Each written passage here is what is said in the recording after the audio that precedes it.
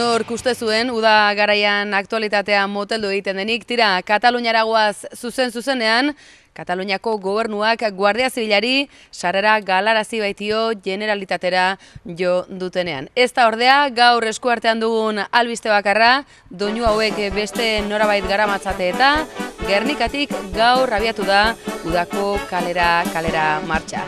Atortxu rockeraino, lakuntzaraino egingo dute bidea, gu ere bertan izango gara, baina lehenago doinu hauek egin berri dituzten lokal edo ensegu tokian izango gara, eta Jonprito eta lagunekin.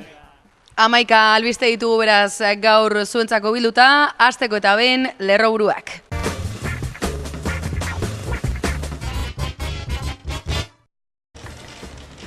Konbergentziaren legez kanpoko finantzak eta kasuko datuen bila doazela esan da, Generalitatera, Parlamentura eta Gobernuaren beste hainbat eraikinetara joan da gaur Guardia Zibila. Jordi Turul kontseilariek ez di utzi ordea Generalitatera sartzen, berrezko informazio helaraziko zaiela bai, baina sarrera galarazi egin die kontseilariak. Bien bitartean, Espainiako Barne Ministerioaren praktika ilunak aztertzen dituen Las Cloacas de Interior dokumentalak audientzia izan du, Araba, Bizkaia eta Gipuzkoan, aurrikusia baina astebete geroago estrainatu dute telebistan, Kataluniarekin alderatuta, baxuagoa izan da audientzia, TV3eko manaldiak, 130% kuota lortu baitzuen. Eta Gasteizen, Urkullu eta Ortuzar, Pedro Sánchezekin bildu dira gaur, bileraren helburua, bi alderdiek, Araban, Bizkaian eta Gipuzkoan duten gobernu akordioari buruz hitz egite izan omen da, eta harreman estrategikoa izateko aukera aztertzen ari omen dira. Izan ere, ez da hastekoa, Gasteizko eta Madrilgo gobernuek sinatu dutela kontzertuaren legea, 2021 arterako epea izango duena, kontzertuaren bitariko batzordeak berretsi ditu aurreko astean adostutako aldaketak datozen 5 urteetarako. Madrilen bestalde, Manu Ayerdi, Nafarroako gobernuko lehendakari ondokoan negoziaketetan abiadura handiko trena tarteko, Ayerdik egindako azken adierazpenak eta negoziaketak tarteko kezka azaldu du Euskal Herria Bildu koalizioak eta uda garaia abiadura handiko trenaren negoziaketetan bakarka aurrera egiteko ez probesteko, esan diote Ayerdiri. Eta atarian aipatu dizuegu, 1977ko uda garaian, hasitako askatasunaren ibilaldia gogoan hartuta, gaur abiatu dela udako kalera martxa Gernikatik, lakuntzara egingo du bidea, baina gaur Busturia igaroko du eta Bermeon bukatuko dute etapa egunero izango da gainera zer ikusi eta entzun. Bain zuzen ere, Euskal Preso eta ieslarien aldeko kalera martxaren arira, aspalditik kantutegian dugun abestia berreskuratu eta birmoldaketa egin du Tajon Prieto y los Cuajalotes talde donostiarrak. Doinu berrien grabazioan izan gara gu gainera eta abestia primizian ere entzuteko parada izango duzue segituan. Eta Bizkaian 7. egunez, Derion mundu osoko nekazariak bilduta, Bia Kanpesinaren 7. nazioarteko biltzarrean, gazte eta emakume asamladak egin dituzte, eta biltzar nagusia ere bai, larun batean, datozen 4 urtetako erronka nagusiak eta estrategiak zehaztuko dituzte. Eta eraso sexistak gaur ere albiste ditugu, Santurtziko mugimendu feministak salaketa egin baitu, azken garaitako sexu erasoak tarteko, Carmengo jaiak hasita, Bizkaiko herri honetan, igande goizaldean gizonezko bat atxilotu baitzuten ukituak egiteagatik. Azken orduak baina, Barakaldora garamatza, eraso sexistak gertatu dela, salatu berri baitu, bertako talde feministak. Eta bihar abiatuko da Melillatik Almeriara, mugak zabalduz karabana, astebete pasatxako bidaian, personen eskubideen aurkako neurriak salatu dituzte bertan, eta balorazio baikorra bertako parte hartzaile eta ekintzaileek. Besteak beste, legez kanpoko Melillako esia eta emakume zamalarien egoera jopuntuan jarri nahi izan dituzte. Eta bukatzeko guraldi kontuak gaur giroa fresko eta euria han eta hemen, zerua hodeitsu gainera, orokorrean beraz, euria izango dugu gaurko albiste, eta zaparra mardulagoa gainera kostalde partean. Iparraldeko haizea dugu gaur beraz, eta temperaturak bera, azken egunotako temperatura beroak beraz, bera 20 eta 23 gradu artean baititugu gaurko unez.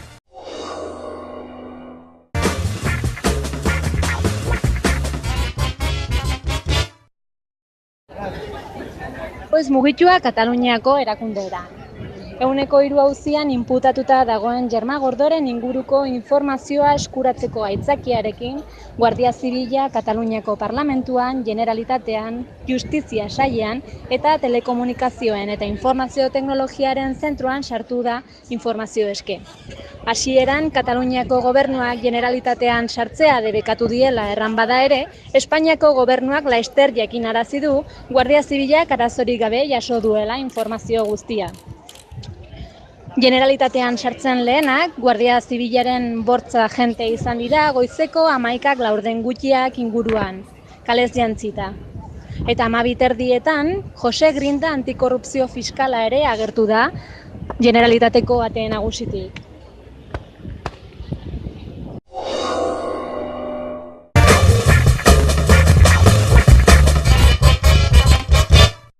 Aurreko egunetan zeresana eman du Mediapro ekoizpen etxearen Las Cloacas de Interior dokumentalak bart estreinatu dute telebistan eta Katalunian asko oihartzun handiagoa izan du Araban, Bizkaian eta Gipuzkoan baino. Katalunian gehien ikusitako emanaldia izan da eta ETV biko emankizunak TV3ekoaren kuotaren erdia baino gutxiago izan du. Dokumentalak Espainiako Barne Ministerioak trantsizio garaitik gaur arte erabilitako praktika ilunak aztertzen ditu, baina batez ere ministerioak azkeneko urteetan osatutako sare ezkutuen tramak azaleratzen ditu. Jaume Arruresek zuzendu du eta Espainiako kate generalista handiek uko egin diote emititzeari. Ikusentzunezkoan 4 poliziaren lekukotzak ageri dira Espainiako Barne Ministerioaren irregulartasunak agerian uzten dituztenak. Elkarrizketatuen artean Baltasar Garzón epailea dago besteak beste eta hark dio demokrazia batean ezin dela pertsona bat bere ideologiarengatik jazarri eta zelatatu. Joan den astean ziren estreinatzekoak TV3en, IB3en eta ETV-bin, baina aste bat atzeratzea erabaki zuten. EH Bilduk plana ETV-n hilaren 12an ez emateko arrazoiaz galdetu du Gasteizko Legebiltzarrean eta EITB-ko Administrazio Kontseiluan. Koalizioak uste baitu PP-ren presio politikoak eta alderdi horren eta jeltzaleen arteko akordioek eragina izan dutela EITB-ren erabakian.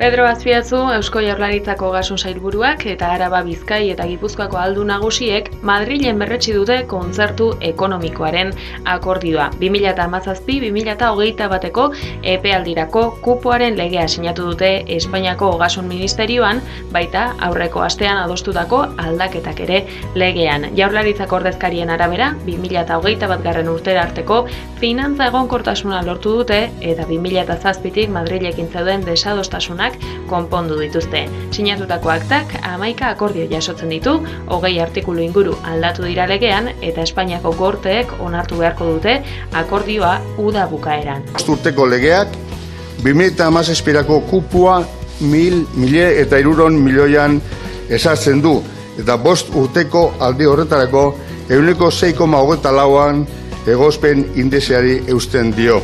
Atentzioa ematen du ordea, maiatzean egin zuten lehen iragarpenetik ona nolako milioi dantza egon den ikusteak. Izan ere jeltzaleek Mariano Rajoyren aurrekontuak babestu zituztenean, iragarri zutena baino 119 milioi euro gutxiago izango dira Madrilek Gasteizko gobernuari kupotik deskontatuko dizkionak. Eskumenen arloan Cristóbal Montoro, Espainiako ekonomia ministroak nabarmendu du, autogobernuan sakontzeko aukera dela, zenbaitek Espainia oso zentralista irudikatzen badu ere.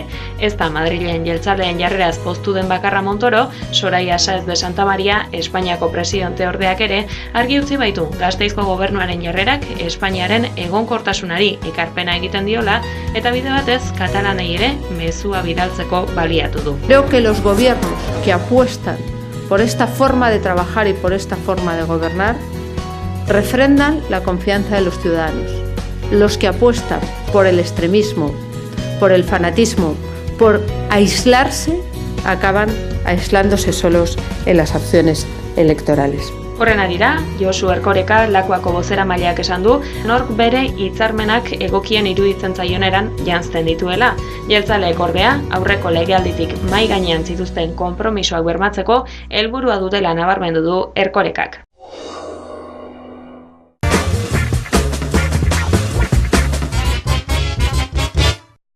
Manu Ayerdi Nafarroako gobernuko lehendakari ordeak abiadura handiko trenaren inguruan eginiko azken adierazpenen eta mugimenduen aurrean kezka azaldu du EH Bilduk eta salatu du bizkarra ematen ari zaiola trenaren inguruan Nafarroan ireki nahi den eztabaida sozialari.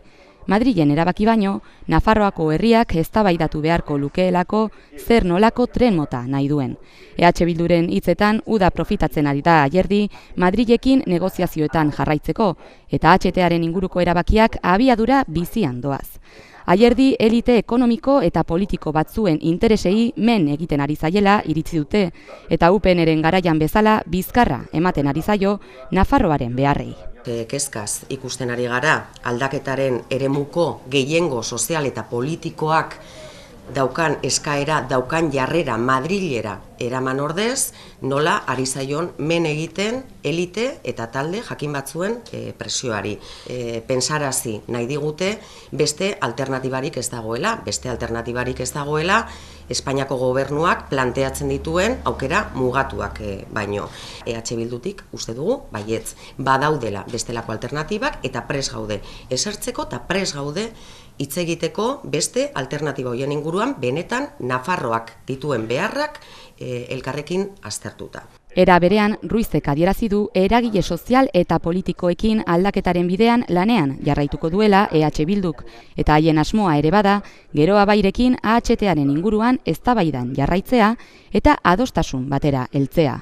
Bestalde, Ultzamako biogas plantaren kudeaketa ikertzeko batzordea izan dute hizpide. Izan ere UPNek batzordea desegin dadin eskatu zuen eta horrekin EH Bilduren ustez UPNek bere miseriak alfombraren azpian izkutatu nahi ditu.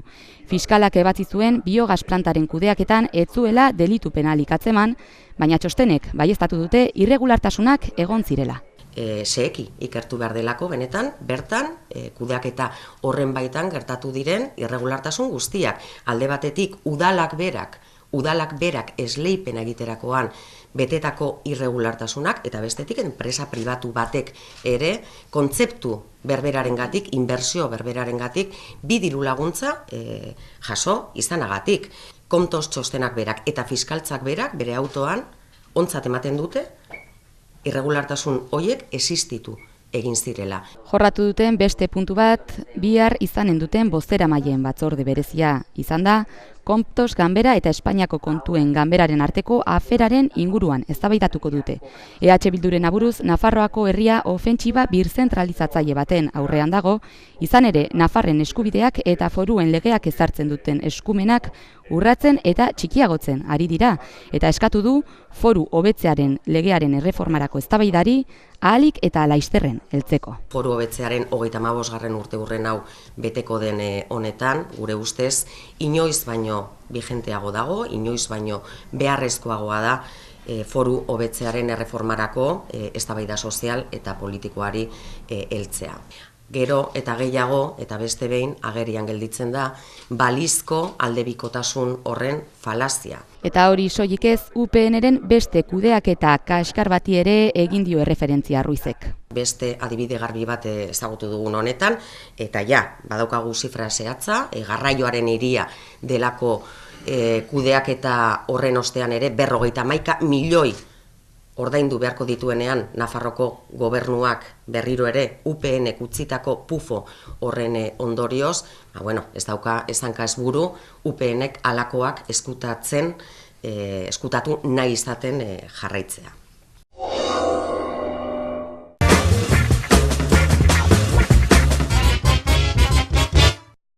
Maria Jose Beaumont, Nafarroako lehendakaritza, funtzio publiko, barne eta justizia kontseilariak legegintzaldi honen lehen 2 urteen balorazio positiboa egin du goizean Nafarroako jauregian. Azpimarratu du bertzeren artean funtzio publikoko langilerian egindako inbertsioak igo egin direla duela 2 urtetik.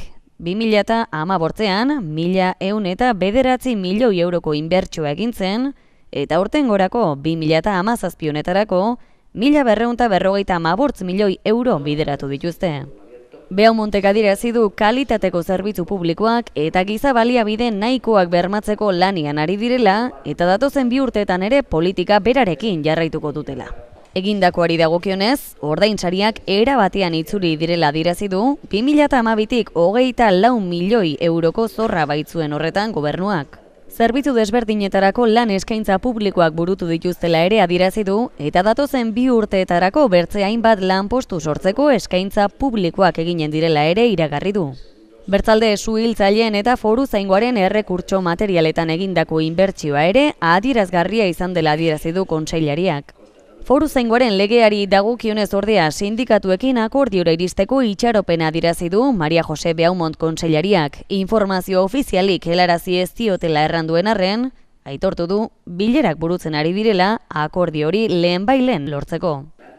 Aitzinera begira aldaketarekin jarraituko dutela adierazi du kontseilariak, kalitateko zerbitzu publiko duina bermatzeko helburu nagusiarekin.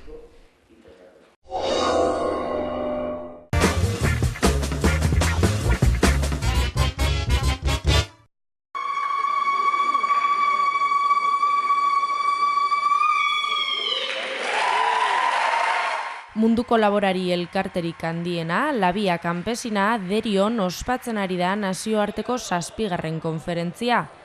Igandean hasi ziren emakume eta gazte nekazarien asanbladekin eta asteazkenean biltzar orokorra inauguratu zuten.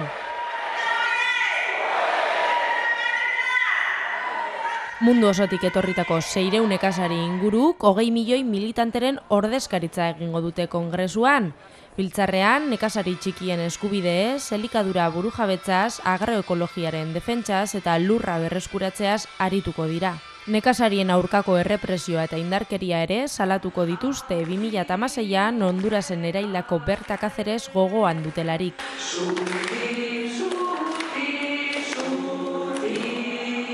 Hirurogeta emeretzi herrialdetatik etorritako 600 ordezkari inguru biltzen dituen konferentzia antolatzea erronka handia da. Aurten, Ene Bizkaia sindikatuari egokitu zaio antolaketaren zati handia. Kontuan hartzekoa, 5 hizkuntza ofizial eta 80 interprete erabiliko dituztela konferentzian zehar. Joan den ostiralean, biltzarra hasi baino lehen, Bergaratik Deriorako martxa bat egin zuten hainbat lagunek AHT-ren kalteak salatu eta lurra zein nekazarien burujabetza aldarrikatzeko. Larunbatean, Labia Kanpesina hurrengo 4 urtetarako erronka eta estrategiak aurkeztuko ditu eta biltzarrari amaiera emateko igandean manifestazioa egingo dute Bilboko plaza eliptikoan.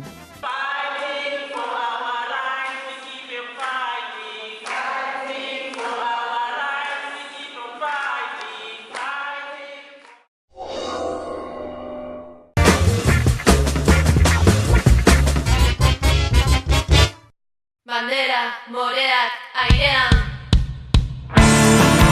Emakume bati ukituak egitea leporatuta, iragan igande goizaldean 55 urteko gizon bat atxilotu zuen ertzaintzak Santurtzin. Herriko mugimendu feministako kideak haserreetan askatuta agertu dira etengabe emakumeek jasaten dituzten erasoekin.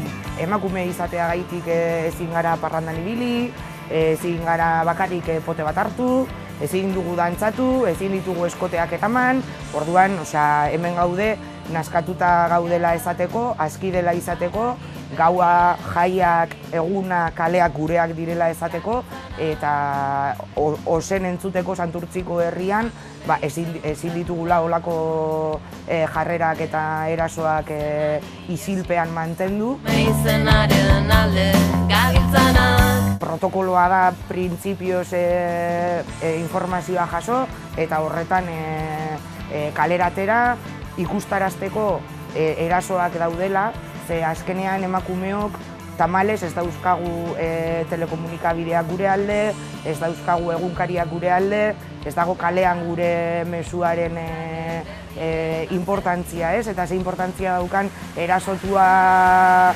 garenean, ez dela emakume bat erasotua, baizik eta guztiak, emakume guztiak eta santurtziar guztiak garela erasotuak, eta hori da guk ere atera nahi dugun mezu bat kalera. Erraza ez den arren eta oraindik egiteko asko badago ere, jaiak eta egunerokotasuna begirada feministatik bizitzea posible dela uste dute. Ez da bakarrik kostatzea, baizik eta neketsua dela, baina aldi berean gaude indartzu. Hau da, ez gara kikilduko, hemen gaude gauta egun feminismoaren filosofian bizi izateko, eta nahi ditugu jaiak. Jaiak edo erosketak egin, edo dena delakoa nahi dugu bizi pertsonak bezala. Erasoak salatzeko eta amorrua adierazteko, ostiral iluntzean manifestaziorako deia egin du Santurtziko mugimendu feministak. 9etan abiatuko dira Santurtziko pantalanetatik. Ostiral honetarako biharko, gaueko 9etan izango dugu Portugaleteko batuka feministaren aportazioa basaratatzua eta mugimenduarekin izateko, eta horretaz aparte deitu dugu santurtziar guztiak beltzez jantzita etortzera. Ikusten dugulako beltza dela ere unifikazio detaile bat edo, ez? Eta orduan horrek ere indarra ematen digula, ez? Eta nola aurretik aipatu bezala, leloa izango da ia bale hostia, eraso sexistarik ez, orduan saiatuko gara mala hostia hori ateratzen eta erasotzaileak eta babosoak ikus dezaten ez gaituztela geldituko eta defendatuko garela.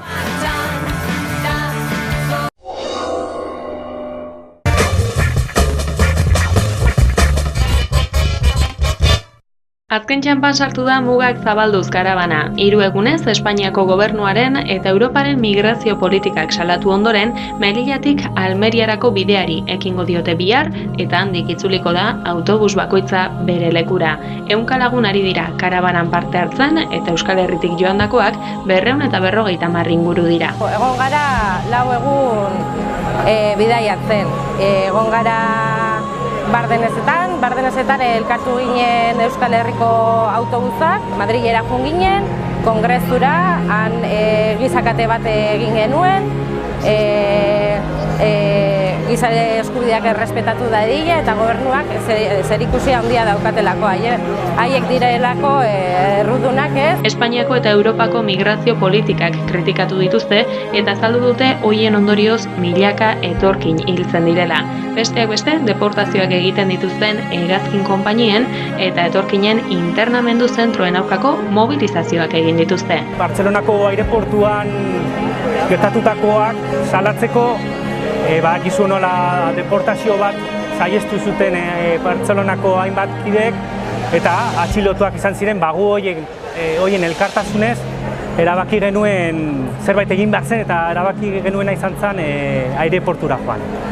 Han Vueling eta Iberia enpresen kontrako ekintza bat egin genuen, nik uste oihartzun handia izan zuela batez ere estatu mailan, eta horren ostean jarraitu genuen karabanarekin hurrengo geltokiraino. Horiek gure helburuak setiak edo inmigranten internamentu zentroetan horiek salatzea izan zen gure intentzioa, eta horretarako Algeciras joan ginen, Algeciras eta Tarifara.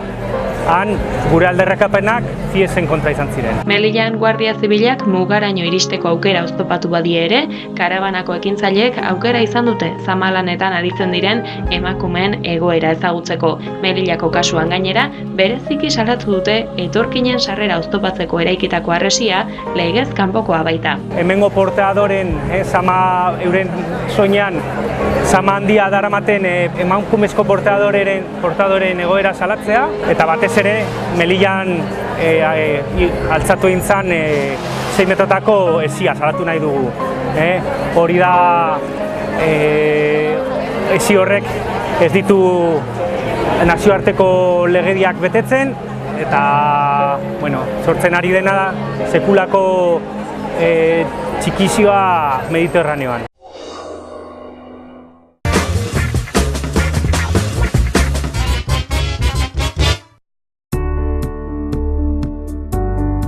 Gaur aurkeztu da Bilboko Guggenheim Museoan Gernikako bonbardaketaren 80. urteurrena oroitzeko antolatutako kontzertu saila. Kontzertuak Bilboko Guggenheim Museoan, Madrilgo Sofia Erregina Arte Zentroko Museo Nazionalean eta Gernikako Andra Maria Elizan emango dira. Kontzertu hauen helburu nagusia herri honen historiako kapitulu latzenetako bat oroitzea eta omentzea dela adierazi du eta memoria kolektiboa lantzaren beharra nabarmendu du Lorea Bilbaok. Gure herriaren urreko historian zuz grabatutako urtea da 1937. Hori data orduan bizitako adierazteko modurik onena. Beharrezkoa dugu memoria kolektiboa lantzea. Gure herriaren identitatea edegi asmoz behintzat.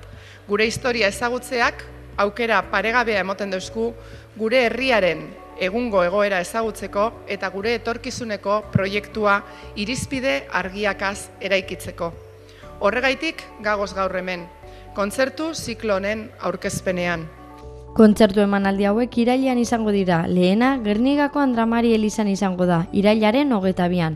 Leku berezi bat da hau, baita Gernikan bonbardaketaren ondoren zutik mantendu zen eraikin bakarrenetariko bat baita. Kontzertuan Bilboko koralaz gain hiriburuko beste 3 koral ere izango dira. Bigarren kontzertua irailaren 28an izango da Guggenheim Bilbao Museoan eta bertan Christos Hatzis konpositorea izango da. Azkenik, 3. emanaldia irailaren 30an eskainiko da Madrilgo Sofia Erregina Museoan eta bertan ere autore greziarra arituko da Everlasting Light bakek kantuarekin.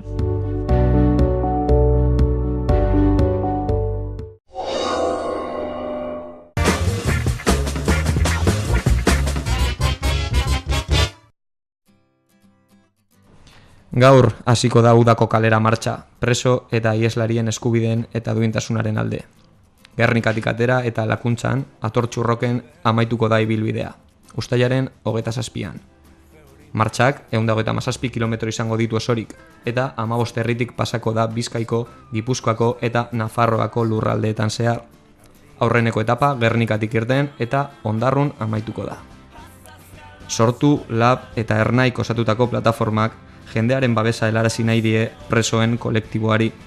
Presoak kalera ateratzea Euskal Herria bakean eta askatasunean bizitzeko ezinbesteko urratsa izango dela azalduz. Gure konpromiso osoa erakusten diogu eta irmoki babesten dugu EPPK, Euskal Preso Politikoen kolektiboak egin duen eztabaidari eta bertan jartzen duen bide horri osoa. Herri honek bakea eta askatasuna behar ditu eta herri honek bakea eta askatasunera heldu ahal izateko Euskal gizartearen konpromiso osoa behar du. Martxan bildu diren lagunak ongi horniturik etorri dira. Aterkiak, estalkiak eta euriko arropa jantzi egin dute bidea ahalik eta erosoen egiteko.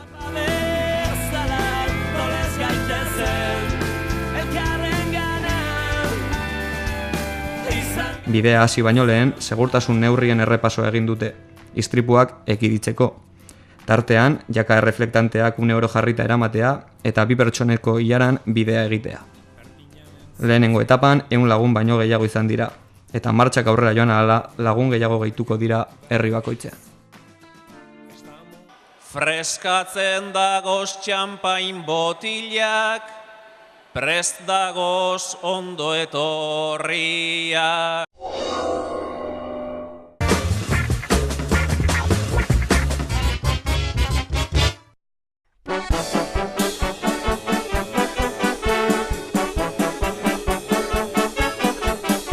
Gaur hasiko den kalera martxarako kantu berri bat egin dute. Borrokalari kalera famatuaren moldapena. Preso politikoen eskubideen alde burutuko den ibilaldirako espreski sortu dute Tajon Prieto y los Cuajalotes taldekoek. Iker Lauroba musikari eta teknikariaren laguntzarekin.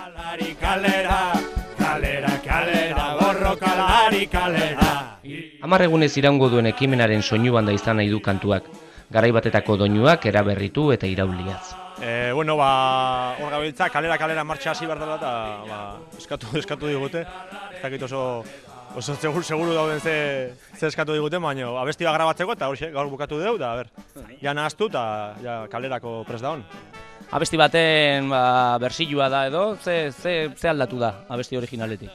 Eman diogu pixka toke mexikanoa gure estiluan eta Eta, bueno, hor nabaritzeia, ez? Nik asko ez dakit hortaz, eta musikoek hobeto esango lukete, baina bai, ondo, hola pixkat dantza egiteko, da rantxera modun, da aizek ere badauzka, eta pixkat hartu dizkio gozak. Zuen estiloan, zuen estilua versioneatzea da, ez?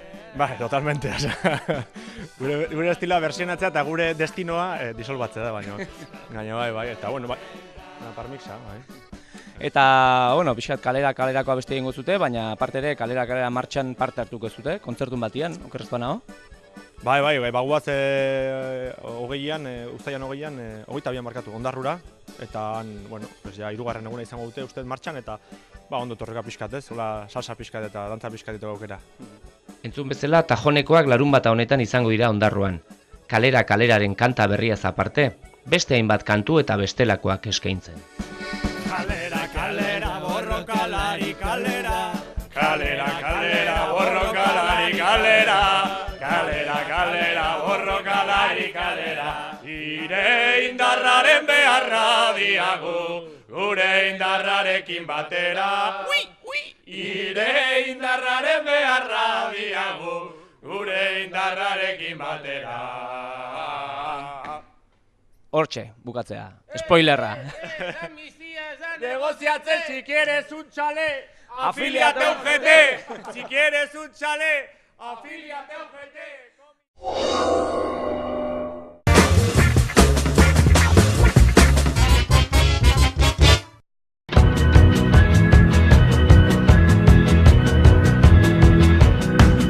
Emotikonoen aroan bizi garen honetan, euskal kulturak ere badu bere lekua. Bilboko Tell Me Wow agentziak iOS eta Androiderako euskal kulturan oinarritutako emotikonoak garatu ditu.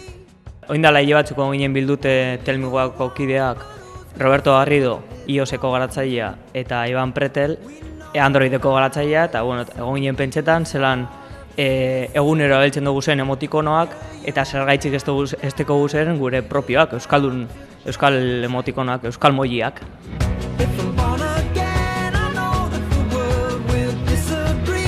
Azken egunek apur bat izin dira apurra lokura, egiz esan, euskal mugizek urten dire izetez, hori prentxan, telebizioan, radioan eta bar, eta egiz izan oso ondo joan da, izen gara top 1, App Storeen, estatu mailan izen gara aplikazioik deskargatuenetarikoa, eta hori oso ondo dau. Oin momentuen dekoguz, 40.000 deskarga, Android eta iOSen bitxartien, orduen, uste oso ondo dela, bai.